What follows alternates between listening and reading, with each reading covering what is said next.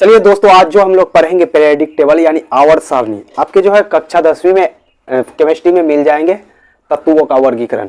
यहाँ से जो है आपके एग्जाम में जो है अधिकतर प्रश्न आते हैं ऑब्जेक्टिव, और इस चैप्टर से जो है काफी से काफी यदि आएंगे तो 2 सब्जेक्टिव आएंगे। सब्जेक्टिव क्या, अष्टक के नियम को लिखे, और एक आधुनिक आवर्त सारणी और मेंडेलीव के आवर्त सारणी में क्या अंतर को लिखे, बस। और इससे जो है ऑब्जेक्टिव ज्यादातर आते हैं। आप जो है पीरियोडिक टेबल तो देखे ही होंगे, तो चलिए उस पीरियोडिक टेबल को बनाने में देखिए कितना कितना वैज्ञानिक आए और किसका पीरियोडिक टेबल चले और कहाँ कहाँ से ऑब्जेक्टिव आपके एग्जाम में आते हैं, उसको आज हम लोग क्या करेंगे, अच्छी तरह से देखेंगे।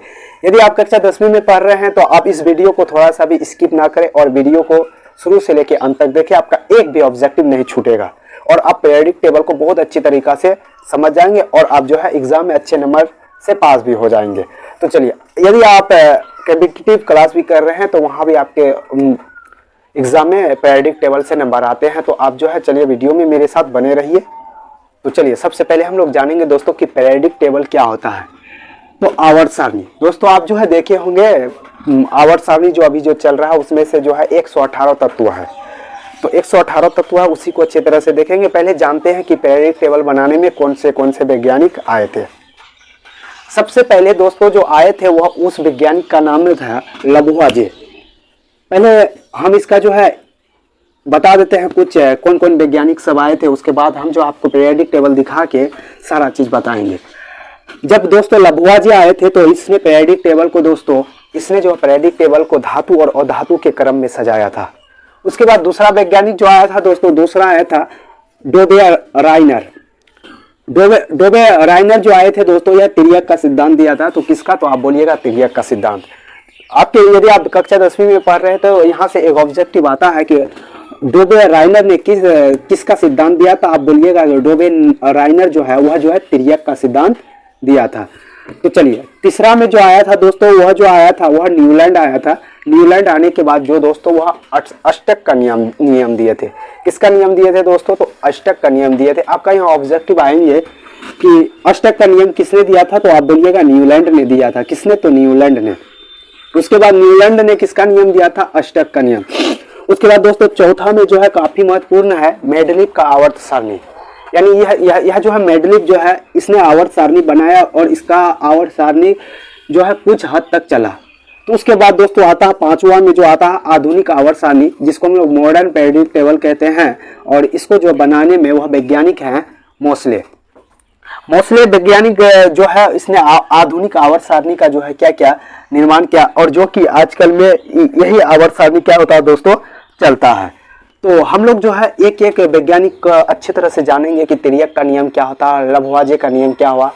तो चलिए अब जो है सबसे पहले हम लोग जानेंगे क्या, लबुआजे। तो इससे पहले दोस्तों सबसे पहले जानते हैं कि हम लोग जो है अभी जो मॉडर्न पीरियोडिक टेबल पढ़ रहे हैं, तो आप उसमें जब काउंटिंग कीजिएगा ना दोस्तों, तो आपका जो है 118 तत्व आएंगे। तो 100 कितना आएंगे, 18 तत्व आएंगे। और 118 तत्व में दोस्तों धातु जो है आपका, धातु जो है दोस्तों वह 91 है। धातु कितना है दोस्तों, तो 191 जो है, 91 आपका कितना है दोस्तों, धातु है। टोटल तत्व की बात की जाए तो टोटल तत्व आपका 118 हो जाएगा। धातु कितना हो जाएगा दोस्तों, 91 हो जाएगा। उसके बाद दोस्तों अधातु जो है, अधातु आपका दोस्तों हो जाएगा 20, यानी कितना हो जाएगा 20। और उसके बाद एक आता है दोस्तों उपधातु। तो उपधातु की संख्या कितना है दोस्तों, तो उपधातु की संख्या आप जो है निकाल सकते हैं दोस्तों, कितना, तो 91 और 20 कितना हो गया आपका 111 होगा। और 111 में 118 को घटा देंगे तो कितना आएगा 7, यानी उपधातु की संख्या कितना हो गया दोस्तों 7। आप जो है इसको भी याद रखिएगा, क्या पीरियोडिक टेबल में कुल कितना तत्व है, तो आप बोलिएगा क्या 18 तत्व है। 118 तत्व है, जिसमें से कि 91 जो है 91 क्या है, धातु है। और अधातु कितना है दोस्तों 20 है। उपधातु कितना है दोस्तों, वह 7 है। तो आप पीरियोडिक टेबल में अभी ये इतना ही तत्व है, जिसमें कि दोस्तों अधिकांश जो है पीरियोडिक टेबल में क्या है, धातु है। यानी सबसे ज्यादा पीरियोडिक टेबल की बात करें तो क्या है, धातु या अधातु, तो आप बोलिएगा दोस्तों धातु है। उसके बाद अधातु कितना है दोस्तों 20 है। उपधातु कितना है दोस्तों, वह है आपका उपधातु जो है आपका है 7 है। उसके बाद आता है दोस्तों आपका कृत्रिम है तो 118 तत्व, कितना दोस्तों 118 तत्व है। 118 तत्वों में जो दोस्तों कृत्रिम का बात बोले, कृत्रिम मतलब क्या होता है, कृत्रिम का संख्या आपका है दोस्तों, आपका कृत्रिम का संख्या है 24। यानी कृत्रिम का बात क्या बोले कि 118 जो तत्व है तो इसमें से 24 तत्व जो है मानव द्वारा बनाया गया है, इसको हम लोग क्या बोलेंगे, कृत्रिम बोलेंगे। मानव कैसे, जो वैज्ञानिक जो बनाया। अब आप सोचते होंगे, आपके दिमाग में आते होंगे कि मानव भी धातु और अधातु यानी तत्वों को बनाए। हाँ तो दोस्तों बनाए हैं अल्फा और बीटा कण को निकालकर, तो वो आप हायर क्लास में पढ़िएगा, अभी उतना आपको जानकारी नहीं चाहिए, जितना चाहिए कि आपका एग्जाम में प्रश्न बन जाए। तो दोस्तों कृत्रिम यानी कृत्रिम का बात बोला जाए तो दोस्तों आपको जो है 24 जो है मानव द्वारा बनाया गया है।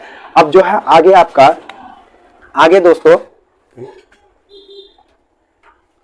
दोस्तों उसके बाद टोटल कितना है 118, तो मानव द्वारा कितना बनाया गया है 24। तो आप बताइए नेचर यानी प्रकृति द्वारा कितना बनाया गया हो दोस्तों। तो आप जो है 118 में क्या करेंगे, 24 को क्या करेंगे, घटा देंगे, तो आपको कितना बचेंगे, तो दोस्तों यहाँ कितना बचेंगे 94, तो आपका 94। यानी दोस्तों यहाँ से कहने का अर्थ क्या, पीरियोडिक टेबल में कुल कितना तत्व है, तो 118 तत्व है, जिसमें 91 धातु है और 20 जो है अधातु। अब धातु कितना है 7 है। उसके बाद दोस्तों 118 तत्वों में दोस्तों 24 तत्व ऐसा है जो कृत्रिम यानी मानव द्वारा बनाया गया है। उसके बाद प्रकृति की बात बोले तो वह गॉड द्वारा जो है 94 बनाया गया है। अब दोस्तों हम लोग यहाँ पर एक एक नियम को अच्छा तरह से पढ़ेंगे कि लभुआजे ने क्या बताया, डोबे राइनर ने क्या बताया, न्यूलैंड ने क्या बताया, मेडलिव ने क्या बताया, आधुनिक आवर्त सारणी में मोसले का क्या योगदान रहा। तो चलिए दोस्तों अब जो है हम लोग एक एक को क्या करेंगे, पढ़ेंगे। पहला कि लभुआजे, क्या लभुआजे ने भी पीरियोडिक टेबल में योगदान था, तो हाँ दोस्तों सबसे पहले किसका था, तो वह वैज्ञानिक का नाम था लभुआजे। अच्छा एक बात आपके भी मन में होता है कि आखिर पीरियोडिक टेबल बना के हमको उसमें क्या फायदा है, तो ये भी दिमाग में आता होगा कि पीरियोडिक टेबल आखिर क्यों बनाया, इससे हमको क्या फायदा है। तो दोस्तों पीरियोडिक टेबल इसीलिए बनाया क्योंकि उसमें जो है तत्वों को एक एक जगह रखा, जैसे धातु को एक जगह रखा और धातु को एक जगह रखा, उपधातु को क्या किया एक जगह रखा। इससे जो है वैज्ञानिक को लेने में आसान होगा। जैसे आप देखिएगा कभी कभी मार्केट गए होंगे, तो बाजार गए होंगे, तो सब्जी जब लेने गए होंगे तो दोस्तों वहां पर जो है, वहां पर देखिएगा कि बैगन अलग, आलू अलग, मिर्च अलग, धनिया अलग। तो इस तरह से क्या होता है, सब्जी वाले को आपको जो है सब्जी देने में आसान होता है। आपका मन हुआ का आलू लेंगे तो फटाफट क्या करे, चुन के आपका जो है आपको थैली में आलू दे दिया। तो अलग अलग रखता है। जैसे एक एग्जांपल देखिए दोस्तों, जैसे आप लोग अभी 10 क्लास में पढ़ रहे हैं, आपके पास नोट होगा। नोट क्या, जैसे आप घर जाते हैं तो मैथ का कॉपी अलग, फिजिक्स का कॉपी अलग, केमिस्ट्री का कॉपी अलग, हिंदी का कॉपी अलग, संस्कृत का कॉपी अलग, यानी सब सब्जेक्ट का कॉपी आपके पास क्या क्या है, अलग अलग है। यदि आपका मन करे कि आपको मैथ देखना है, मैथ भूल गए, तो आप क्या किए, फटाक निकाल लिए मैथ का कॉपी। तो कितना आसान हुआ कि हाँ मैथ का अलग है, आप जो है क्या किए, तुरंत उसको क्या किए, चुन के निकाल लिए। केमिस्ट्री का पढ़ने का मन करा तो केमिस्ट्री का क्या किया, निकाल लिए। तो यदि सब सब्जेक्ट एक ही कॉपी में रहता तो बताइए आपको ढूंढने में कितना दिक्कत होता। जैसे बहुत बच्चा देखे कि बीवीडी खरीदा, बीवीडी जैसे खरीदेंगे आप तो बीवीडी में देखिएगा दोस्तों निकालने में, अभी सब तो एक जगह है लेकिन उसको निकालने में कितना दिक्कत होता। बहुत बच्चा क्या करता, फाड़ के क्या करता, अलग कर देता। यदि आप स्कूल गए होंगे तो स्कूल में देखिएगा क्या 6 क्लास का क्लास अलग, 7 क्लास का अलग, 8 क्लास का अलग, 9 क्लास का अलग। अब कोई टीचर नया आएगा उसको बोलेगा कि आप 8 क्लास में जाइए, तो देखेगा हाँ 8 क्लास का, यानी एक रूम में घुसा तो देखा यहाँ क्या सारा बच्चा कितना 8 क्लास का है। यदि सब मिक्स रहेगा तो उसको ढूंढने में कितना तकलीफ होगा। इसीलिए दोस्तों यहाँ पर वैज्ञानिक जो है ना पीरियोडिक टेबल का आविष्कार किया, जिसमें कि धातु को एक तरफ रख दिया और धातु को क्या करा, एक तरफ रख दिया। तो ये इसीलिए जो पीरियोडिक टेबल। तो सबसे पहले दोस्तों लभुआजे आया, किसने आया, लभुआजे ने 18वीं सदी कितना में दोस्तों, 18वीं सदी में जो है ना एक पीरियोडिक टेबल बनाया था। तो वह पीरियोडिक टेबल कैसा बनाया था, उसने जब बनाया था तो पीरियोडिक टेबल में दोस्तों केवल उसने धातु और अधातु के आधार पर सजाया था। किसके आधार पर, धातु और अधातु के आधार पर सजाया था। जब लभुआजे ने बनाया था कितना सदी में, 18वीं सदी में, तो दोस्तों उसने क्या किया, धातु और अधातु के आधार पर ही क्या किया, धातु और अधातु के आधार पर ही क्या किया, पीरियोडिक टेबल को बनाया। तो दोस्तों बताइए कि इसका नियम कहाँ खत्म हो गया, कैसे खत्म हुआ होगा। तो आपके दिमाग में चला होगा कि सर जब उसने धातु और अधातु को सजाया तो उसका जो है उपधातु कहाँ गया। पीरियोडिक टेबल में उपधातु भी है ना, तो उपधातु कहाँ गया, तो इसका नियम तो यही तो खत्म हुआ। लभुआजी जब शुरू में आया 18वीं शताब्दी में, तो उसने क्या किया, धातु और धातु के आधार पर क्या किया, इसको तत्वों को रखा। किसको रखा? तत्वों को जो है धातु और धातु के आधार पर क्या किया, तत्वों को रखा। तो रखा धातु और धातु रखा, तो कोई बोलेगा ना सर कि अब उपधातु कहां गया, वो भी तो तत्व है, उपधातु भी तो एक तत्व है कि ना, तो उपधातु कहां गया। तो दोस्तों इसका नियम जो है क्या होता है, यहीं पर क्या होता है, कैल्सिन हो जाता है, इसका पीरियडिक टेबल चलवे नहीं करता है। लभुआजी का पीरियडिक टेबल जो है चलता ही नहीं है। क्यों नहीं चलता है दोस्तों? क्योंकि इसने तत्वों के धातु और अधातु को ही पीरियडिक टेबल में रखा, उपधातु को कैल्सिन कर दिया। तो किसी का भी तो मन में आएगा कि सर अब उपधातु को क्या किया, उपधातु को कहा, आपका पीरियडिक टेबल नहीं चलेगा। तो दोस्तों यहां से एक ऑब्जेक्टिव आता है। ऑब्जेक्टिव क्या आता है, लभुआजी जो है तत्वों को पीरियडिक टेबल में या आवर्त सारणी, पीरियडिक टेबल का हिंदी होता है आवर्त सारणी, लभुआजी ने तत्वों को पीरियडिक टेबल में कैसे रखा, तो आप बोलिएगा सर धातु और अधातुओं को रखा। कैसे रखा? और कितना शताब्दी में? 18वीं शताब्दी में उसने क्या किया, धातु और अधातु के आधार पर क्या किया दोस्तों, उसने तत्वों को रखा और इसका नियम जो है खत्म हो जाता है, इसका पीरियडिक टेबल आगे नहीं चलता है। और उसके बाद आगे अगला वैज्ञानिक जो आता है दोस्तों, वह आता है डोप राइनर।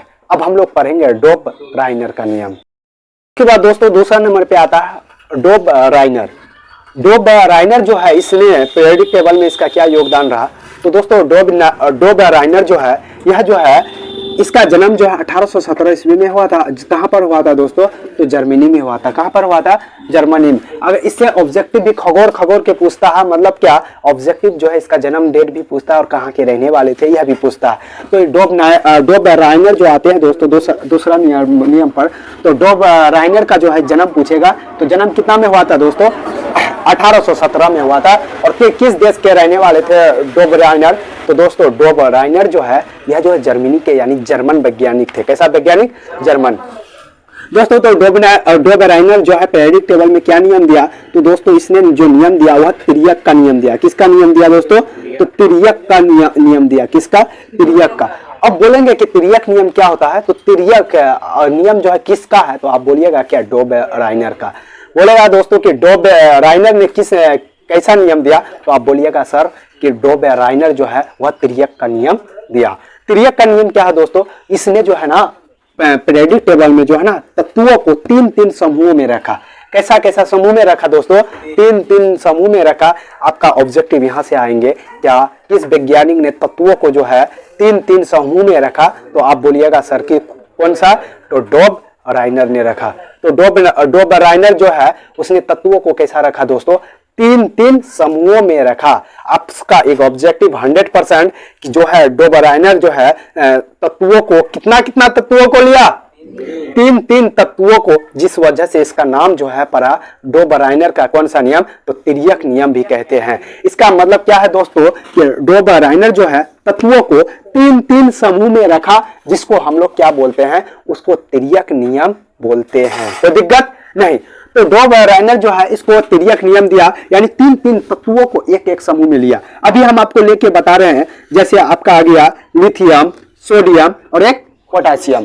तो दोस्तों उसने और एक बात बताया, और एक बात क्या बताया, औसत का बात बताया। किसका बात दोस्तों, तो औसत। आप लोग औसत निकाले हैं ना, औसत है जैसे देखिए 7 और 6, 7 और मान के चलिए 5, इसका औसत क्या करेंगे, दोनों को जोड़ देंगे, 7-5 12/2, यानी 12/2 कितना आ गया, 6, 7-5 का औसत।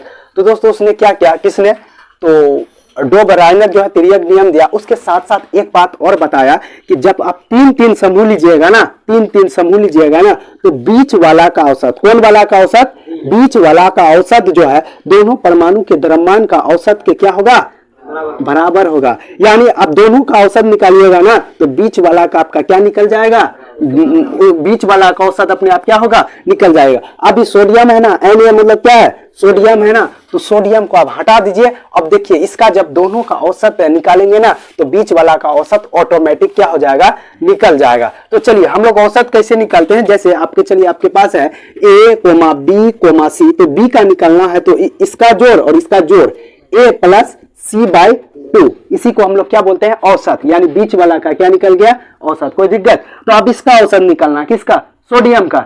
तो देखिए एक्यूरेट निकलेगा।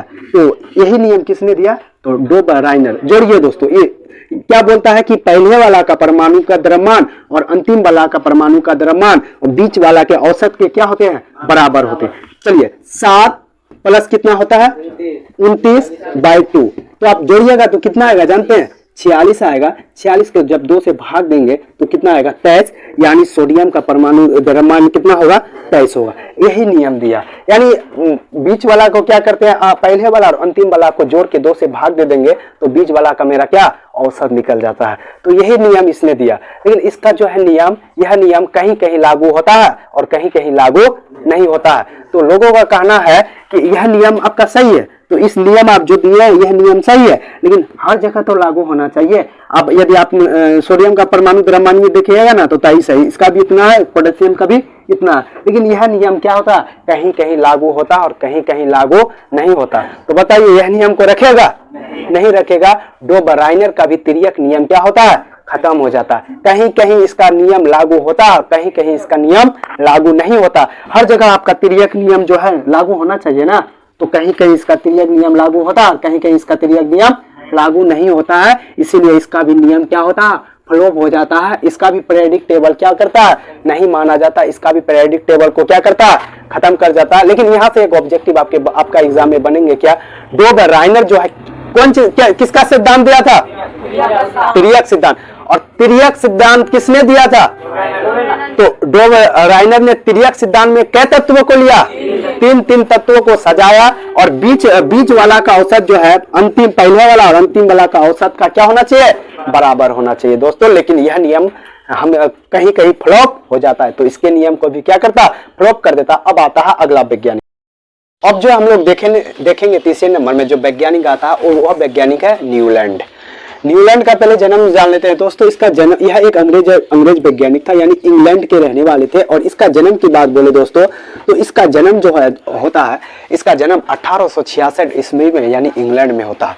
तो चलिए अब हम लोग जानेंगे क्या न्यूलैंड के जो है पीरियोडिक टेबल में इसका क्या भूमिका था। तो दोस्तों यह न्यूलैंड जो है ना अष्टक का नियम दिया था। किसका नियम दोस्तों?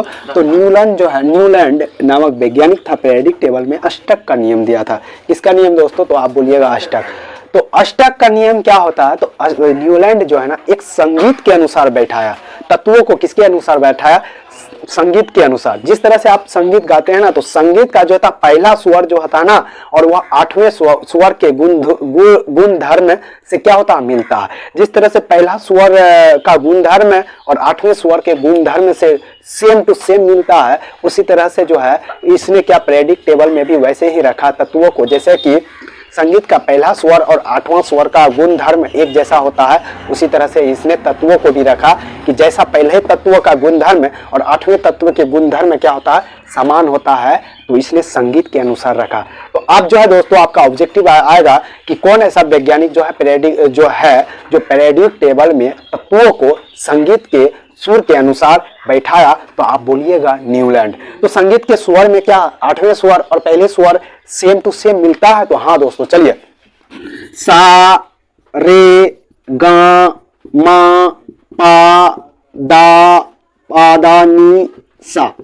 देखिए दोस्तों जब आप गिनिएगा ना 1 2 3 4 5 6 7 8, तो इसी तरह से उसने न्यूलैंड ने क्या किया? पीरियोडिक टेबल में संगीत के स्वर के अनुसार उसने सारा तत्वों को क्या दोस्तों? उसने सारा तत्वों को बैठाया। जैसे देखिए सा रे गा मा पा दा नी सा, तो इसका पहला वाला अक्षर सा है और देखिए 8वें अक्षर में क्या होता है? फिर सा आ जाता है। इसका मतलब क्या होता है कि पहला वाला का जो है गुणधर्म और 8वें वाला का गुणधर्म क्या होता है? सेम होता है। जो पहला का होगा वह किसका होगा? 8वां का होगा। इसीलिए ना दोस्तों, इसीलिए जो है न्यूलैंड ने संगीत के सुर में जो है उसने तत्वों को पीरियोडिक टेबल में सजा दिया। जैसे देखिएगा पहला में मान के चलिए यहाँ क्या है आपका? लिथियम है। और जो है 1 2 3 4 5 6 7 8, 8वां में क्या है दोस्तों?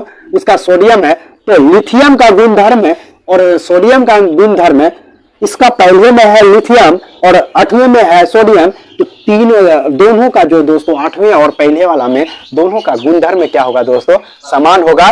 तो इसने जो है न्यूलैंड ने संगीत के स्वर के अनुसार जो है इसने पीरियोडिक टेबल में तत्वों को क्या सजा दिया। लेकिन दोस्तों इसका भी नियम क्या हो जाता है, इसका भी नियम आपको जो है, इसका भी नियम फ्लो हो जाता है, इसका भी नियम क्या हो जाता है, फ्लो हो जाता है। क्यों हो जाता है दोस्तों, इसलिए होता है क्योंकि इसका जो है कैल्शियम तक ही लागू होता है और आगे बढ़ने पर दोस्तों इसका यह नियम अप्लाई नहीं होता है और इसका जो है नियम फ्लॉप हो जाता है। इसका नियम जो है पहला ही यानी लिथियम और सोडियम तक लगता है। आगे जब आप देखिएगा दोस्तों, आगे भी तो होगा, आगे भी तो होगा, तो उसमें जो है इसका नियम क्या करता है, अप्लाई नहीं होता और इसका नियम फ्लॉप हो जाता है। लेकिन दोस्तों न्यूलैंड को जो है, इस न्यूलैंड को जो है अष्टक नियम में जो है उसको डेवी पदक मिला था। कौन सा पदक? न्यूलैंड को जो है इसको डेवी पदक से क्या किया था, सम्मानित किया गया था। तो आपका ऑप्शन में आ सकते हैं न्यूलैंड को जो है उसने जब अष्टक नियम दिए थे तो आपको कौन सा पदक मिले थे, तो आप बोलिएगा उसको डेवी पदक क्या क्या था, मिला था। तो उसने परमाणु के तत्वों को किस क्रम में सजाया, तो संगीत के स्वर में, जिस तरह के संगीत का पहला स्वर और संगीत का जो है 8वां स्वर दो आपस में जो है गुण धर्म बराबर होते हैं, उसी तरह से इसने तत्वों को भी क्या किया, सजा डाला। लेकिन दोस्तों इसका नियम जो है कैल्शियम तक ही लागू होता है, उसके बाद आगे जो है इसका नियम लागू नहीं होता। इसमें एक दो और महत्वपूर्ण पॉइंट है, इसको हम लोग क्या करते हैं दोस्तों, जान लेते हैं। तो दोस्तों इसने जब पीरियोडिक टेबल को बनाया तो सबसे पहले क्या किया, हाइड्रोजन से शुरू किया। किससे दोस्तों, तो हाइड्रोजन से शुरू किया और इसको थोरियम में समाप्त किया। कहां पर दोस्तों, तो थोरियम में। टीआर मतलब होगा थोरियम। एक ऑब्जेक्टिव और आपका पूछ सकता है कि जो है न्यूलैंड जब पीरियोडिक टेबल को बनाया था तो उसने कहां से शुरू किया था, तो दोस्तों हाइड्रोजन से शुरू किया और उसको थोरियम में क्या किया, टीआर यानी थोरियम में उसको क्या किया, समाप्त कर दिया। तो ये भी ऑब्जेक्टिव आ सकता। दूसरा ऑब्जेक्टिव दोस्तों कि जब इसने पीरियोडिक टेबल जब बनाया था तो दोस्तों इसका जो है तभी तत्वों की संख्या पीरियोडिक टेबल में कितना है था, तो दोस्तों वह 56 थी। कितना थी, 56 थी दोस्तों। पीरियोडिक टेबल में कितना थी, तो 56 था दोस्तों। कितना था, 56। आपका यहाँ से भी ऑब्जेक्टिव आता, न्यूलैंड के पीरियोडिक टेबल में तत्वों की संख्या कितनी थी, तो आप बोलिएगा सर 56। कितना थी, तो आप बोलिएगा 56। और इसका जो है नियम कहाँ तक लागू होता है, तो आप बोलिएगा कैल्शियम तक, कैल्शियम तक। उसके बाद इसका नियम अष्टक नियम नहीं बनता है, नहीं मिलता है। तो ये इसने क्या किया, हाइड्रोजन से शुरू किया और जो है थोरियम में एंड किया और जो है ये इसका जो नियम कैल्शियम तक लागू होता, इसका भी नियम को खत्म कर दिया दोस्तों। तो देखिए एक पीरियोडिक टेबल को बनाने में कितने कितने बड़े बड़े लोग आए। फिर हम लोग आगे पढ़ेंगे, देखेंगे आगे भी किसका नियम रहता है, किसका नियम पढ़ते हैं। तो चलिए दोस्तों अब आगे हम लोग अब जो हम लोग पढ़ते हैं किसका नियम, तो मेंडलीव का नियम। दोस्तों मेंडलीव का जो है आवर्त सारणी जो है, आवर्त सारणी जो दिया था मेंडलीव का, सबसे पहले जान लेते हैं कि इसका जो है जन्म 8 फरवरी 1934 में रूस में हुआ था। कहां पर हुआ था दोस्तों, 8 फरवरी 1934 में कहां पर हुआ था, रूस में हुआ था। और जो है इसीलिए रूस को हम लोग रशियन वैज्ञानिक कहते हैं। रूस में रहने वाले को क्या कहते हैं, रूसियन। तो यह जो है एक रूसियन वैज्ञानिक भी था। तो इसको हम लोग क्या बोलेंगे, मेंडलीव जो है एक रशियन वैज्ञानिक था। कोई दिक्कत, इसका जन्म जो है 1934 में 8 फरवरी हुआ था। और यह नियम जो है मेंडलीव का जो नियम है वो 1869 में दिया था। कब दिया था दोस्तों, 1869 में दिया था। और इसका जन्म कहाँ हुआ था, रूस में। तो इसको हम लोग रशियन वैज्ञानिक भी कहते हैं दोस्तों। जब इसने जो है आवर्त सारणी को बनाया तो इसका आवर्त सारणी जो है चलने लगा, यानी इसका आवर्त सारणी जो है पूरा क्या हुआ, पूरा देश में इसका आवर्त सारणी को सक्सेस मान लिया गया। और इसका आवर्त सारणी को क्या किया, अब स्टार्ट होने चलने लगा, लोग इसी को पढ़ने लगा। तो बाद में देखते हैं इसका भी पीरियोडिक टेबल रहता है कि खत्म होता है। तो चलिए दोस्तों हम लोग मेंडलीव का क्या पढ़ते हैं, आवर्त सारणी। यह एक क्या था, रशियन वैज्ञानिक था दोस्तों। इसके पीरियोडिक टेबल में जो है ना, इसके पीरियोडिक टेबल आप देखिए आपके स्क्रीन पे है। आपके पीरियोडिक टेबल में जो है इसके जो है कुल जो है 63 तत्वों को इसने क्या किया, रखा। लेकिन न्यूलैंड ने कितना रखा, तो न्यूलैंड दोस्तों 56 तत्वों को अपने पीरियोडिक टेबल में रखा था। और जिसमें से कि न्यूलैंड ने अष्टक का नियम दिया था और उसने 56 तत्वों को रखा था और हाइड्रोजन से शुरू किया और थोरियम में जाके खत्म किया था। लेकिन दोस्तों इसने इसका आवर्त सारणी में कुल 63 तत्व था। और तत्व को दोस्तों इसने कैसे सजाया, कहां से स्टार्ट किया, तो दोस्तों इसने क्या किया, उसका जो अष्टक नियम था संगीत के स्वर में, लेकिन नहीं दोस्तों, इसने जो है परमाणु द्रव्यमान में सजाया। किसमें दोस्तों? ऑब्जेक्टिव आएगा आपका 100% फिक्स है कि जो मेंडलीव ने आवर्त सारणी में तत्वों को कैसे रखा, तो परमाणु द्रव्यमान के बढ़ते क्रम में, यानी पहले 1, तब 2, तब 3, तब 4, तब 5, तब 6, पहले छोटा तब बड़ा, फिर बड़ा, फिर बड़ा, फिर बड़ा, इसी तरह से हम लोग क्या बोलते हैं, बढ़ते क्रम। तो दोस्तों इसने जितना भी तत्वों को रखा ना, पहले उस तत्वों को क्या किया, परमाणु द्रव्यमान निकाला, और परमाणु द्रव्यमान निकालने के बाद जो छोटा तब उससे बड़ा, तब उससे बड़ा, इसी तरह से क्या दोस्तों इसने क्या किया, रखना स्टार्ट किया। तो क्या इसका भी नियम चला?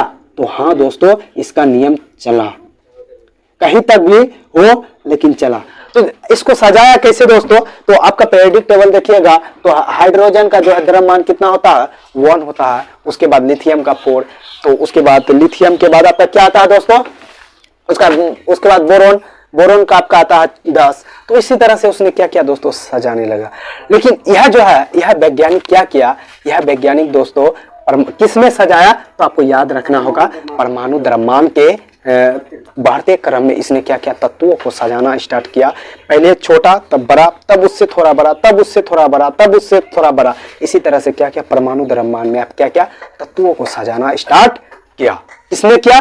तो मेंडलीव ने। और कुल तत्वों को रखा दोस्तों, तो तत्वों को जो है इसने कुल 63 तत्वों को रखा, और इसका जो है आवर्त सारणी चलने लगा। और यहाँ से एक ऑब्जेक्टिव बार बार मैं बता रहा हूँ कि किस क्रम में रखा, परमाणु द्रव्यमान। लेकिन दोस्तों यह जो है ना, एक चालाकी क्या किया, इसने अपना पीरियोडिक टेबल में क्या किया, बॉक्स को खाली खाली रखना शुरू किया। क्या किया? खाली छोड़ दिया। कि जैसे आपका हाइड्रोजन का 1 होता है ना, लिथियम का कितना 4 होता है ना सर, तो 2 कहाँ गया, बीच में तो खाली रहा ना, तो उस 2 डब्बा को क्या किया दोस्तों, उसने खाली छोड़ दिया कि आगे जो है कोई वैज्ञानिक आएगा तो उसको क्या करेगा, इसने भरेगा। समझे? उसने एक चालाकी क्या बताया, अगर ये हमसे भी कोई अच्छा महान वैज्ञानिक आएगा तो इस पीरियोडिक टेबल को वह वैज्ञानिक क्या करेगा, खाली भरेगा। हम जो खाली छोड़े हैं, तो दोस्तों यहाँ से एक ऑब्जेक्टिव आता है कि कौन सा वैज्ञानिक जो है पीरियोडिक टेबल में खाली स्थान छोड़े हैं, तो आप बोलिएगा मेंडलीव जो है अपने पीरियोडिक टेबल में खाली स्थान को क्या किए हैं, छोड़े हैं। तो मेंडलीव का आवर्त सारणी आप देख रहे हैं। तो जो है उसने क्या किया, खाली छोड़ा कि आगे जो वैज्ञानिक आएगा उसको क्या किया।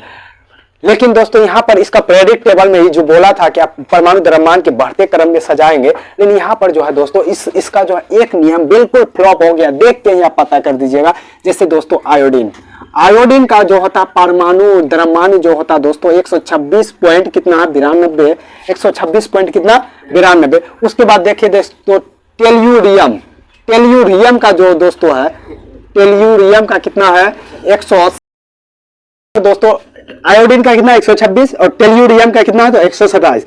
लेकिन पहले उसको क्या करना था, 126 को रखना था ना, उसके बाद 127 वाला को। लेकिन यहाँ पर उसने गलती क्या किया कि पहले 127 को रख दिया और फिर क्या किया 126 को रख दिया। इसका मतलब क्या, पहले उसने टेल्यूरियम को रख दिया और बाद में किसको रख दिया दोस्तों, आयोडीन को। तो यहाँ पर तो कोई भी अनपढ़ भी आदमी देख के बता देगा कि सर आप तो रखे परमाणु के द्रव्यमान के बढ़ते क्रम में, लेकिन पहले आप 126 को रख दिया आयोडीन को, नहीं टेल्यूरियम को रख दिया, उसके बाद आप आयोडीन को रख दिए, ये तो गलत है। तो उसका भी दोस्तों कुछ हद तक गलत हो गया। लेकिन दोस्तों अगर आपका यहाँ से ऑब्जेक्टिव आएगा कि ऑब्जेक्टिव क्या हो गया, आवर्त सारणी के जनक कौन है, तो आप बोलिएगा मेंडलीव।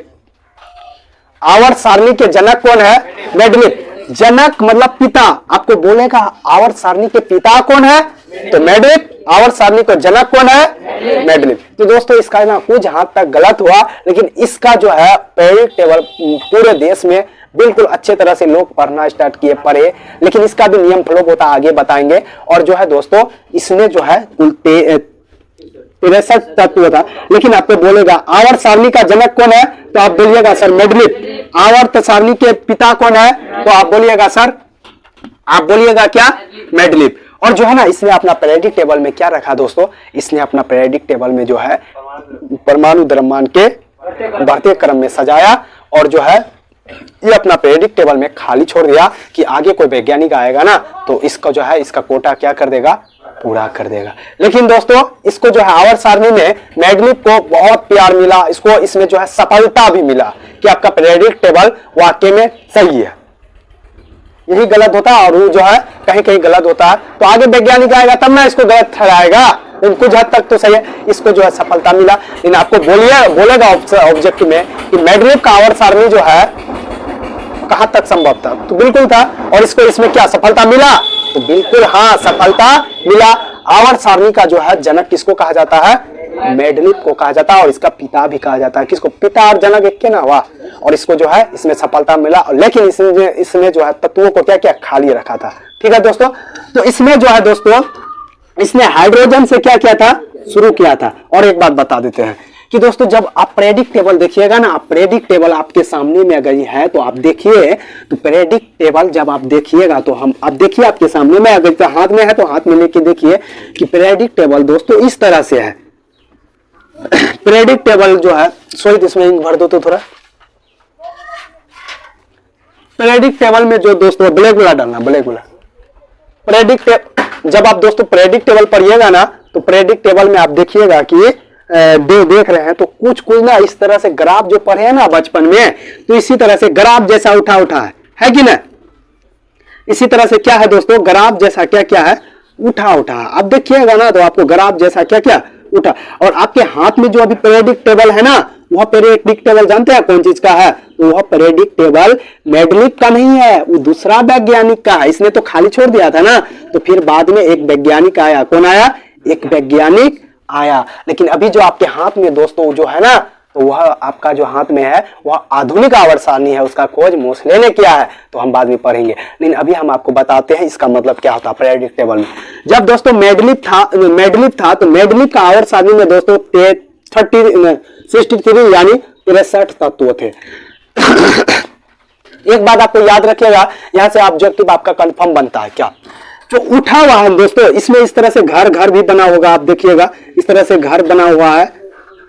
तो देखिए दोस्तों जो उठा हुआ है ना, उसको हम लोग क्या बोलते हैं, उदर्ग। क्या बोलते हैं, उदर्ग। यानी उठा हुआ, इधर देखिए, इधर हेलो सर, ए जानवर, इधर जो उठा हुआ ना उसको हम लोग बोलते हैं उदर्ग। क्या बोलते हैं, उदर्ग। और उदर्ग को हम लोग क्या बोलते हैं सर, वर्ग। उठा हुआ को क्या बोलेंगे, वर्ग। उठा हुआ को क्या बोलेंगे, वर्ग। और अभी आप पढ़िएगा ना, अभी आप काउंटिंग कीजिएगा ना, उधर गला 1 2 3 4 5 6 7 तो है। यानी अभी आधुनिक वाला है, तो आप अभी गिनिएगा ना तो उसको बोलते हैं उदर्ग। उदर्ग मतलब क्या, उठा हुआ। और उठा हुआ की संख्या कितना है, 7। अभी का बात ना, तभी का बात बोल रहे हैं, तभी भी कितना था, 7 था। तभी भी कितना था, 7 था। और अभी कितना है, अभी भी कितना है, 7। सॉरी, उठा हुआ कितना है, 7। हाँ, उठा हुआ कितना है, 7। अभी भी दोस्तों कितना है, 7 है। लेकिन हम लोग पढ़ रहे हैं कितना, इठो जो हुआ दोस्तों उठा हुआ कितना है, 7, जिसको हम लोग क्या बोलते हैं, वर्ग बोलते हैं। तो बोलेगा मैडलिव का जो आवर्त सारणी में उठे हुए स्तंभ को क्या कहते हैं, वर्ग कहते हैं। और उसकी संख्या कितना है, 7 है दोस्तों। ये ऑब्जेक्टिव आपका कंफर्म है। आता आधुनिक रहे या मैडलिव रहे, बोलेगा कि पीरियडिक टेबल यानी आवर्त सारणी में उठे हुए वर्ग को क्या कहते हैं, उदर्ग। हाँ, उदर्ग को क्या कहते हैं, उठे हुए के वर्ग दोस्तों। तो उसका संख्या कितना था दोस्तों, तो 7। उसके बाद दोस्तों इस तरह से भी आप देखिएगा ना, लेटा हुआ, इस तरह से क्या है, लेटा हुआ। क्या है, लेटा हुआ। तो लेटा हुआ को क्षैतिज रेखा बोलते हैं ना, तो लेटा हुआ को क्या बोलते हैं दोस्त, तो आवर्त बोलते हैं। लेटा हुआ को क्या बोलते हैं, आवर्त बोलते हैं। लेटा हुआ को क्या बोलते हैं, आवर्त बोलते हैं। लेटा हुआ को क्या बोलते हैं, आवर्त। समझे। तो मैडलिव के अनुसार सोया हुआ आवर्त था, उठा हुआ कितना था, वर्ग था। और उठा हुआ को हम लोग क्या बोलते हैं सर, वर्ग बोलते हैं। और सोया हुआ यानी 36 को क्या बोलते हैं, आवर्त था। और उसकी संख्या दोस्तों 9 था। लेकिन अब अभी आप पीरियडिक टेबल देखिएगा ना, तो उसमें कितना है जानते हैं, 18 है। तो अभी आधुनिक है, लेकिन अभी हम लोग पढ़ रहे हैं किसका, मैडलिव का पढ़ रहे हैं। किसका पढ़ रहे हैं, मैडलिव। दोस्तों देखिए ये उठा हुआ है ना वर्ग, तो इसको हम लोग क्या बोलेंगे, वर्ग। उठा हुआ को क्या बोलेंगे, वर्ग। इसका संख्या कितना था, 7। और दोस्तों जो लेटा हुआ है उसको क्या बोलेंगे, आवर्त। इसकी संख्या कितना थी, 9। कितना थी, 9। तो दोस्तों आप समझ गए होंगे कि पीरियोडिक टेबल में उठा हुआ स्तंभ को वर्ग कहते हैं। वर्ग की संख्या मेडलिप का कितना था? 7 था। सोया हुआ यानी लेटा हुआ उसको 36 बोलते हैं। 36 मतलब आवर्त, आवर्त की संख्या कितना होती है दोस्तों? 9 होती है। मेडलिप का था। तो दोस्तों इसका नियम जो है कुछ हद तक चला, लेकिन ये परमाणु द्रव्यमान के अनुसार सजाया था। किसके अनुसार दोस्तों? तो परमाणु द्रव्यमान के अनुसार क्या किया था? इसको सजाया था। और ऐसा नहीं कि इसके नियम को जो है नहीं चला, बहुत सफलता मिला। और लेकिन इसमें 1-2 पॉइंट याद रखिएगा दोस्तों, यह जो है इस पीरियोडिक टेबल में इसने खाली स्थान को छोड़ दिया था। तो चलिए दोस्तों अब हम लोग थोड़ा टेस्ट देंगे। इसका टेस्ट बोले तो रिवीजन करेंगे, तब हम लोग मोस्ले का पढ़ेंगे। ठीक, तो चलिए अब जो है ना हम लोग छोटा सा टेस्ट देंगे दोस्तों। टेस्ट देने के बाद जो है आपको जो है मोस्ले का पढ़ाएंगे। किसका पढ़ाएंगे? मार्क कर देना, मोस्ले का पढ़ाएंगे। तो चलिए सबसे पहले टेस्ट दें हम लोग। चलिए देखिए दोस्तों, पहले बताइए पीरियोडिक टेबल को सजाने के लिए कौन सा वैज्ञानिक आया? लबुआजे। किसने आया दोस्तों? लबुआजे ने आया। लबुआजे, और लबुआजे ने कैसे सजाया पीरियोडिक टेबल में? तो धातु और अधातु के रूप में क्या किया? धातु और अधातु के रूप में सजाया। इसको क्या सफलता मिली? नहीं। लेकिन ऑब्जेक्टिव आपका यदि आता है तो यही ऑब्जेक्टिव आएंगे कि लबुआजे ने पीरियोडिक टेबल में तत्वों को कैसे रखा? तो धातु और अधातु के क्रम में दोस्तों। उसके बाद आपको बोलेगा कि तिर्यक का नियम किसने दिया? तो आप बोलिएगा तिर्यक का नियम जो है सर डोब रेनर ने दिया। किसने दिया? डोब रेनर ने दिया। किसने दिया?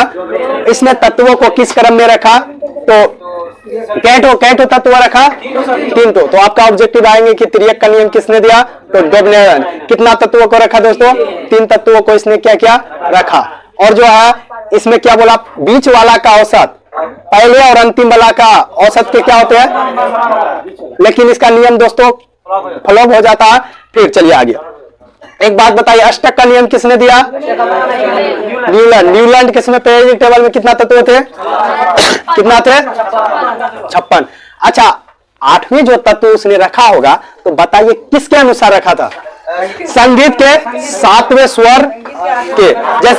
जैसे कि संगीत में पहला स्वर और 8वें स्वर मिलता है, उसी तरह उसने क्या किया दोस्तों? तत्वों को रखा। लेकिन यह कहां तक लागू होता है? कैल्शियम तक। कैल्शियम तक लागू होता है। लेकिन स्टार्ट कहां तक किया दोस्तों? हाइड्रोजन से लेकर थोरियम तक। उसके बाद जो है दोस्तों आया क्या? मेडलिप। बताइए कि मेडलिप जो है परमाणु कितना तत्वों को रखा पीरियोडिक टेबल में? उठा हुआ रेखा को क्या बोलेंगे? वर्ग। वर्ग की संख्या? सोया हुआ जो है आवर्त की संख्या कितना था दोस्तों? अच्छा, एक ऑब्जेक्टिव आपको पूछेगा कि कौन ऐसा वैज्ञानिक है जिसने कि पीरियोडिक टेबल को खाली रखा था? मेडलिप। सही बोले आप। किसने रखा था दोस्तों? तो मेडलिप ही ने रखा। अच्छा, आवर्त सारणी का जनक या पिताजी किसे कहे जाएंगे? मेडलिप को। क्या इसमें इसको सफलता मिली? मिली ना? बहुत सफलता मिला। एक ऑब्जेक्टिव बार बार बोल रहे हैं कि खाली स्थान किसने छोड़ा? मेडलिप। तो चलिए अब जो हम लोग चलते हैं कहां पर? मोस्ले पर। आधुनिक यानी पीरियोडिक टेबल जो मॉडर्न, जो अभी हम लोग वर्तमान में मेरे हाथ में है, हम लोग जो पढ़ रहे हैं। दोस्तों अब हम लोग पढ़ेंगे क्या? मोस्ले का आधुनिक आवर्त सारणी। यानी अभी जो आपके हाथों में जो है अभी कौन सा है? Periodic table. तो आधुनिक आवर्त सारणी। अब बताते हैं आपको आधुनिक आवर्त सारणी का जो है खोज जो है किया था दोस्तों, उसका नाम था मोस्ले। और 1913 ईस्वी में इसका क्या था? खोज किया था। तो दोस्तों एक बात बताइए कि अभी जो हम लोग पढ़े मेडलिप का आवर्त सारणी जो है तत्वों को पीरियोडिक टेबल में किसके अनुसार सजाया गया था? तो वह जो है तत्वों के परमाणु द्रव्यमान के अनुसार। यानी परमाणु द्रव्यमान के अनुसार उसने क्या किया था? तत्वों को सजाया था। लेकिन कहीं उसका नियम क्या हो जाता? फ्लॉप हो जाता है। और उसने क्या किया? पीरियोडिक टेबल में कुछ स्थान को खाली छोड़ा। और खाली छोड़ने के बाद स्थान को अब जो है आते हैं हेनरी मोस्ले, जिसका नाम रहता है। यह वैज्ञानिक जो है दोस्तों जो है अब जो है तत्वों को परमाणु संख्या के अनुसार सजाता है। जैसे आप यहाँ पर देखिए दोस्तों, हाइड्रोजन का 1, उसके बाद हाइड्रोजन के बाद क्या होता है? लिथियम का 2, 1, 2। इसी तरह से क्या करता है दोस्तों? इसने क्या करता है? परमाणु संख्या के आधार पर टोटल क्या करता है? इसको सजा डालता है। क्या इसमें भी कुछ अभी कमी है? तो हम बोलेंगे हाँ, मोस्ले का भी अभी तक पीरियोडिक टेबल बिल्कुल अच्छी तरह से नहीं बना है। तो इसमें क्या कमी है सर, आप बताइए। तो इसमें दोस्तों कमी यही है कि इसका 7वां जो है वह आवर्त, 7वां आवर्त इसका अभी भी खाली है। यानी 7वां आवर्त जो है इसका अभी भी खाली है।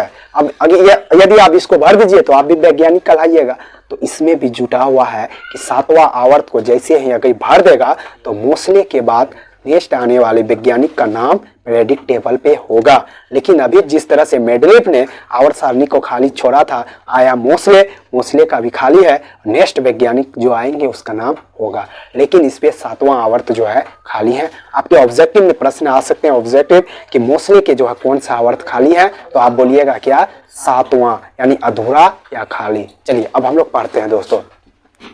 तो एक ऑब्जेक्टिव यहां से कि मेंडलीफ जो था, मेंडलीफ तत्वों को किसी परमाणु के द्रव्यमान में सजाया था। किसमें? द्रव्यमान में। लेकिन दोस्तों इसने जो है परमाणु संख्या में सजाया। किसका? परमाणु, हाइड्रोजन, लिथियम। तो इसी तरह से क्या क्या दोस्तों, इसने परमाणु संख्या के आधार पर क्या क्या, इसने सभी तत्वों को क्या क्या सजा डाला।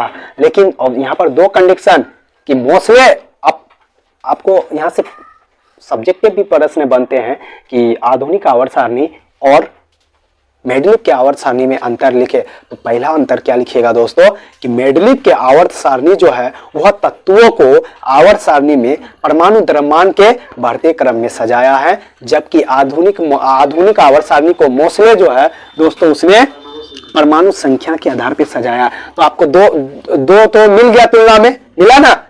मेंडलीफ किसमें सजाया? परमाणु द्रव्यमान में, परमाणु द्रव्यमान में। लेकिन दोस्तों यहाँ पर जो है मोस्ले ने किसने सजाया? हालांकि उसको भी उसमें सफलता मिली है। देखिए अगर आपको बोलेगा आवर्त सारणी का जनक या पिता मेंडलीफ, यहाँ बोलेगा आधुनिक आवर्त सारणी का जनक, तब मोस्ले हो जाएगा। तो दोस्तों इसने परमाणु संख्या के बढ़ते क्रम में इसने भी क्या क्या सजाया, लेकिन उसने परमाणु द्रव्य। तो दोस्तों हम लोग पढ़े थे क्या, मेंडलीफ का क्या होता था? उदर्ग। तो मेंडलीफ का भी यहाँ पर उदर्ग था और यहाँ पर आधुनिक में भी उदर्ग। उठा हुआ रेखा को क्या बोलेंगे? इसको हम लोग क्या बोलेंगे दोस्तों? तो वर्ग बोलेंगे। क्या बोलेंगे? वर्ग।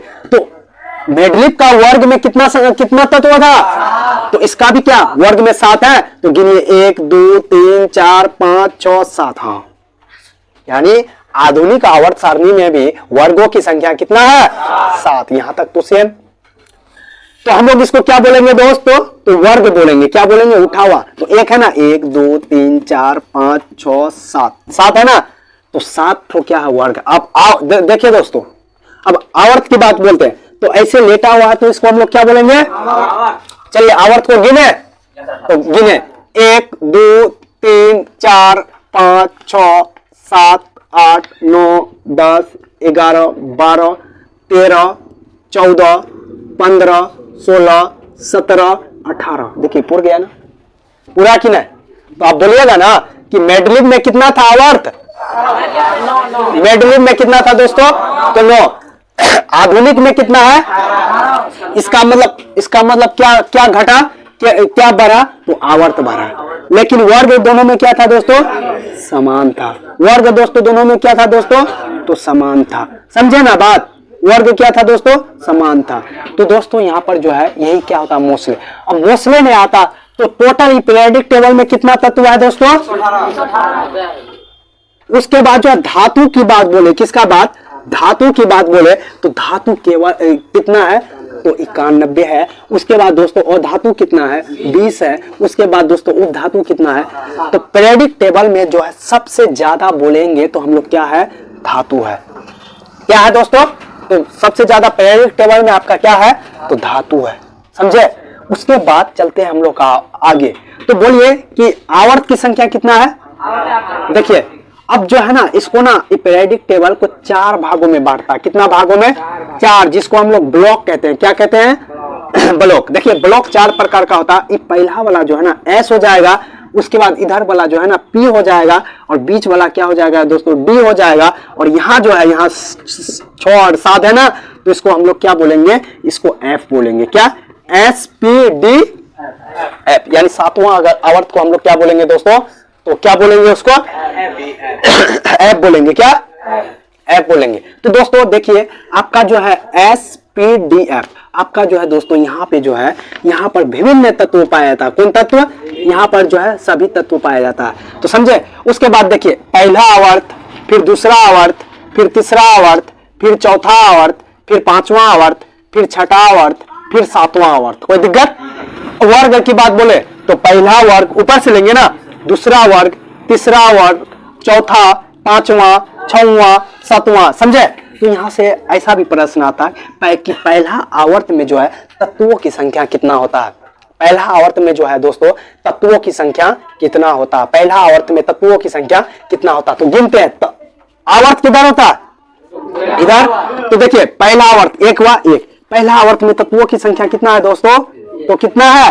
एक नहीं, एक और दो, यहां पर है ना, एक और दो। तो हम लिख दिए हैं या पहला आवर्त में जो है दोस्तों तत्वों की संख्या कितना है, तो आप बोलिएगा कितना है? 2 है। पहला आवर्त में तत्वों की संख्या कितना है? 2। दूसरा आवर्त है ये 1 2 1 2 3 4 5 6 7 8। दूसरा आवर्त में कितना है दोस्तों? तो 8 है। तीसरा आवर्त है ये 1 2 3 4 5 6 7। तीसरा आवर्त में भी कितना है दोस्तों? 8 है। चौथा आवर्त आइएगा ना दोस्तों 18, 1 2 3 4 5 6 7 8 9 10 11 18 पूर गया ना। उसके बाद दोस्तों पांचवा आवर्त में भी आइएगा ना, कितना है? 18। छठा में आइएगा तो 32। और शेष जो है दोस्तों सातवां आवर्त तो अधूरा है, पता नहीं कितना है, नहीं है, इसीलिए लिख दिए शेष तत्व। समझे ना बात? यहाँ पर जो आपको याद रखना है, ऑब्जेक्टिव आया है, बहुत बार आया है। अगर आप हायर क्लास में जाइएगा, कंपटीशन कर रहे हैं तो ये सब ऑब्जेक्टिव आता है। पहला आवर्त में कितना? 2। दूसरा में ऐसे याद रखिए ना, 2 2 8 8 32। समझे ना? तो जो दोस्तों यही जो है मोस्ले का क्या था, यही जो है मोस्ले का क्या था, पीरियडिक टेबल था। अब जो हम लोग जानेंगे कि इसमें कितना ग्रुप है, पहला ग्रुप का नाम क्या है, दूसरा ग्रुप का नाम क्या है, तीसरा ग्रुप का नाम क्या है, चौथा ग्रुप का नाम क्या है। तो चलिए एक एक करके हम लोग अच्छी तरह से दोस्तों अब थोड़ा सा पीरियडिक टेबल में देखते हैं कौन सा तत्व किस ग्रुप में आते हैं। तो यहाँ पर देखिए, जब ये मोस्ले का आधुनिक, सबसे पहले दोस्तों पहला ग्रुप में जो है, पहला आवर्त के पहले ही ग्रुप में मोस्ले जो कि हाइड्रोजन रखा। अब दोस्तों हाइड्रोजन क्यों रखा? हाइड्रोजन क्यों इसीलिए रखा क्योंकि यह जो है परमाणु संख्या के आधार पे रखा। तो हाइड्रोजन का परमाणु संख्या कितना होता है? 1 होता है, इसीलिए इसने पहले रखा। और जो दोस्तों यहाँ पर देखते हैं पहला ग्रुप की बात बोल रहे हैं, पहला ग्रुप में हाइड्रोजन आता है। और हाइड्रोजन जो है दोस्तों सबसे हल्का तत्व है। क्या है? सबसे हल्का तत्व है। यह जो है कभी अम्ल हो जाता है और कभी क्या हो जाता है? क्षारीय हो जाता है। इसीलिए हाइड्रोजन को हम लोग क्या बोलेंगे? हाइड्रोजन को हम लोग अवारा तत्व भी कहते हैं। कौन सा तत्व कहेंगे? अवारा तत्व। कभी जो है अम्ल जो है, कभी हाइड्रोजन अम्ल बन जाता है और कभी जो है क्षारीय बन जाता है, इसीलिए जो हम लोग इसको अवारा तत्व कहते हैं। और जल के साथ जो है घूम करके क्या देता है? जल के साथ घूम करके यह H+ आयन देता है। यानी यह इसका जो है कभी जो है यह अम्ल होता है, कभी क्षारीय होता है, और यह जल के साथ घुलकर H+ आयन देता है। इसीलिए हम लोग इसको कौन सा तत्व बोलेंगे? अवारा तत्व। पूरे पीरियडिक टेबल में कौन सा अवारा तत्व होते हैं? तो आप बोलिएगा हाइड्रोजन। यदि कण बोले कौन सा कण अवारा है तो बोलिएगा इलेक्ट्रॉन। कौन सा? इलेक्ट्रॉन। तो देखिए दोस्तों यहाँ पर जो है कौन आता है? मोस्ले आता है। और पहला ग्रुप में जो है उसने कई तत्वों को रखा? 1 2 3 4 5 6 7। तो इसको जो है ना पहला ग्रुप को हम लोग क्षारीय धातु को बोलते हैं। कौन सा धातु? इसको क्षारीय धातु बोलते हैं। आप याद रखिएगा, ऑप्शन में देगा कि निम्नलिखित में कौन सा क्षारीय धातु है? तो hydrogen, lithium, sodium, potassium, rubidium, caesium, उसके बाद फ्रांसियम। तो आपको याद रहेगा? तो नहीं दोस्तों, आपको इस पहला ग्रुप में जो है जितना भी आता है उसको हम लोग बोलते हैं क्या? क्षारीय धातु। आपको ऑब्जेक्टिव में भी आएगा। ऑब्जेक्टिव में क्या आएगा कि पीरियडिक टेबल में पहला ग्रुप को हम लोग क्या बोलते हैं? तो आप याद रखिएगा, उसको हम लोग क्या बोलते हैं दोस्तों? क्षारीय धातु होता है। इसमें सब गुण होता है। हाइड्रोजन हल्का होता, क्षारीय होता, लिथियम भी क्षारीय होता, यह हल्का होता, सब गुण होता है इसमें। इसीलिए हम लोग इसको क्या बोलते हैं दोस्तों? क्षारीय धातु बोलते हैं। और आपका ऑब्जेक्टिव में आएंगे पीरियडिक टेबल के पहले ग्रुप को हम लोग क्या बोलते हैं? तो क्षारीय ग्रुप ही बोलते हैं। कंफर्म? अब इसको ट्रिक कैसे याद रखें कि पहला ग्रुप को दोस्तों? तो चलिए आपको जो है ना ट्रिक से हम बता रहे हैं, ट्रिक से कैसे याद करना है। देखिए पहला ग्रुप में आता है हाइड्रोजन। हे लीना करो रब से फरियाद। आपको जो है यह याद हो जाएगा। हे लीना, तो हे से हाइड्रोजन, ली से लिथियम, ना से सोडियम, करो से इसका क्या पोटेशियम, रुबिडियम, रब से CS से कैल्शियम, FR से करो फरियाद तो फ्रांसियम। यानी हेलिना क्लोरोप्सिफरियात। आपको पहला ग्रुप को याद करने के लिए आपको क्या करना है, इसी चीज को याद रखना है, बार बार याद करना। हेलिना क्लोरोप्सिफरियात, हे हाइड्रोजन, लिथियम, ना सोडियम, करो पोटेशियम, रब तो रुबिडियम, से कैल्शियम फरियाद एफआर। उसके बाद दोस्तों पहला तो ग्रुप हो गया। दूसरा ग्रुप को बोलते हैं हम लोग क्षारीय मृदा धातु, जिसको अल्कलाइन मेटल भी कहते हैं, क्षारीय मृदा धातु। तो क्षारीय मृदा धातु में क्या आता है, तो बेरिलियम, मैग्नीशियम, कैल्शियम, स्ट्रोंटियम, बेरेनियम, उसके बाद रेडियम। तो याद कैसे करें सर, तो याद करने का ट्रिक बता दे। चलिए ट्रिक बताते हैं। ट्रिक क्या होगा इसका, तो देखिए दूसरा ग्रुप, तो दोस्तों बेटा मांगे कन्या सुंदर बाप राजी, बेटा मांगे कन्या सुंदर बाप राजी। अब इसको ना दो हेलिना क्लोरोप्सिफरियात पहला ग्रुप, बेटा मांगे कन्या सुंदर बाप राजी। दूसरा ग्रुप क्या होगा दोस्तों, बेटा, बे से क्या होगा देख लीजिए यहाँ, बे से बेरिलियम, मांगे मैग्नीशियम, कन्या तो सी कैल्शियम, सुंदर एसआर तो स्ट्रेटियम, उसके बाद बाप बी ऐसे बाप तो बेरेनियम, राजी से आर्य से राजी, तो आर्य से क्या होगा रेडियम। यानी बेटा मांगे कन्या सुंदर बाप राजी हो गया दोस्तों। हम आपको केवल बता रहे हैं कि कौन सा आपको ग्रुप याद रखना। प्रेडिक्टेबल तो इतना है, लेकिन रखेंगे कौन सा। आप मैट्रिक में पढ़ रहे हैं तो आप पहला ग्रुप रख लीजिए दोस्तों, और दूसरा ग्रुप आपका ऑब्जेक्टिव में आएगा कि पहला ग्रुप को हम लोग क्या कहते हैं, क्षारीय धातु, दूसरा को क्षारीय मृदा धातु। ऑब्जेक्टिव में आएगा क्षारीय धातु किसको कहते हैं, तो आप बोल दीजिएगा ना, ए बेटा हाँ। उसके बाद दोस्तों इसको भी आप रट सकते हैं, इसको भी रट सकते हैं, पूरे हम प्रेडिक्टेबल को आपको रटा सकते हैं अभी, लेकिन नहीं दोस्तों, आप मैट्रिक में जितना है, जितना हम पढ़ाते हैं उससे ही ऑब्जेक्टिव आपका कंप्लीट हो जाए। उसके बाद डायरेक्ट हमको 8वां ग्रुप को याद करना। 8वां ग्रुप दोस्तों आपके लिए इतना वीवीआई है, इतना वीवीआई है क्या मत पूछिए। 8वें ग्रुप से बहुत आपका एग्जाम में क्या आता है, आप जो है इस ग्रुप को क्या करें, आप जो है रट ले। अब देखिए दोस्तों 8वां ग्रुप में क्या आता है, तो 8वां ग्रुप को दोस्तों जिसको यदि जाना है घर तो चले जाओ, डिस्टर्ब मत करो। दोस्तों यहां पर देखिए 18वें ग्रुप, यानी पीरियोडिक टेबल के 18वें ग्रुप को हम लोग क्या बोलेंगे, तो 18वें ग्रुप को शून्य ग्रुप कहते हैं, अक्रिय गैस अक्रिय ग्रुप कहते हैं, या निष्क्रिय कहते हैं। यानी दोस्तों पीरियोडिक टेबल के 8वें ग्रुप को हम लोग क्या बोलेंगे कि शून्य, अक्रिय या निष्क्रिय। ऑब्जेक्टिव में आएगा कि अक्रिय ग्रुप किसको कहते हैं, अक्रिय गैस पीरियोडिक टेबल के किस ग्रुप में पाए जाते हैं, 8वें। शून्य गैस किस ग्रुप में पाए जाते हैं, 18वें गैस को क्या कहते हैं। देखिए दोस्तों यहां पर शून्य भी दे दिया, 18 भी दे दिया, तो शून्य किसको बोलेंगे, 18वें को अक्रिय। तो इससे ना ऑब्जेक्टिव पूछेगा कि निम्नलिखित में कौन सा अक्रिय गैस है या अक्रिय धातु है। तो आपको इतने तो 1 2 3 4 5 6 7 इससे ज्यादा नहीं है, तो इसी से पूछेगा। तो इससे पूछेगा तो ऑप्शन रहता है 4 ठो, 4 ठो में 1 ठो आपका कंप्लीट है, आपका 1 ठो में कंफर्म है कि 1 ठो आपका देगा। तो इसको ट्रिक से कैसे याद करें, हिनिया की जरे, हिनिया